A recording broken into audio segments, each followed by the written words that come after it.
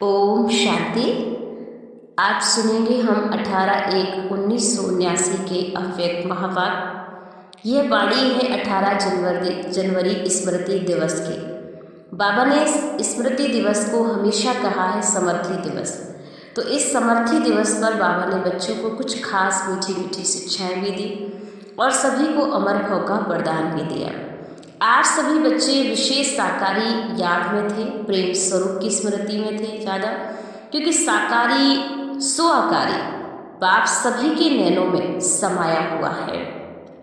प्रेम के आंसुओं की मालाएं वतन को सजा रही थी। हर एक बच्चा ब्रह्मा बाप के लब में जैसे लवलीन था। चारों ओर दिल के दिलरुबा की आवाज़ बाप दादा के पास पहुंच रही थी, क्योंकि सभी को बाबा से बहुत प्यार है, स्नेह है, तो सब स्नेह का रिटर्न स्नेह में दे रहे थे। तो हर एक के मन से बाप की महिमा के सुंदर आलाप जैसे कि साजों के रूप में वतन में बज रहे थे, गूंज रहा था। तो बाप दादा बच्चों के स्नेह का देखकर मुस्कुरा भी रहे थे कि ब्रह्मा बाप भी बच्चों के स्नेह के सागर में, बच्चों के लब में लवलीन थे, याद का रिटर्न याद ही दे रहे थे। तो बच्चे बाप से पूछते हैं, हम सबसे पहले अकेले वतनवासी क्यों? मतलब कि जो ब्रह्मा बाबा थे वो सबसे पहले चले गए और वो पहले वतन में पहुँचे। तो मेजॉरिटी बच्चों का यही स्नेह का ख्याल था कि बाप ने कहा जैसे आदि में स्थापना के कार्य प्रति साकार रूप में निमित्त एक ही बना ना, ब्रह्मा बाबा था। अल्प की तार पहले एक को ही आई थी। सेवा अर्थ सर्वस्व त्याग मूर्त एक अकेला बाबा ही बना था, जिसको देखकर बच्चों ने फादर भी किया।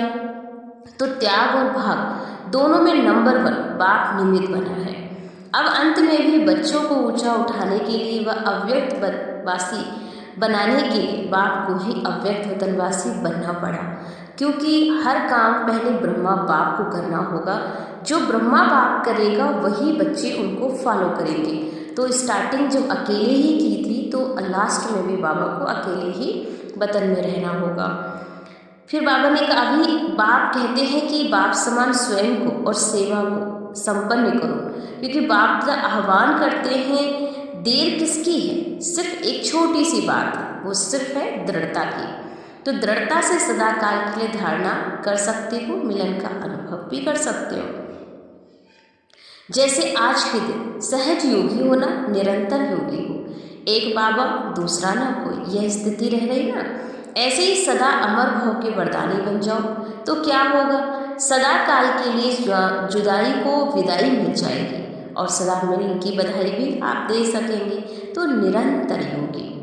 फिर बाबा ने लास्ट में कहा कि दिल शिकस्त होना, किसी भी संस्कार व परिस्थिति के वशीभूत होना, अल्पकाल की प्राप्ति कराने वाले व्यक्ति व वैभवों के तरफ आकर्षित होना, तो इन सब कमजोरियों रूपी कलयुगी पर्वत को आज के समर्थी दिवस पर सब बच्चे दृढ़ संकल्प की उंगली देंगे और सदाकाल के समाप्त करो। अधीन अर्थात सदाकाल के विजयी बनो, किसी भी अधीन नहीं होना है।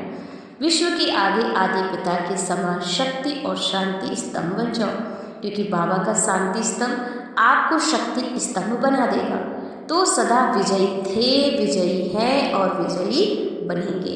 तो स्मृति दिवस अर्थात समर्थी दिवस। तो इन बातों को लेकर बाबा ने बहुत ही सुंदर अटेंशन दिलाया कि अपने पुरुषार्थ को अब तीव्र करो। ओम शांति।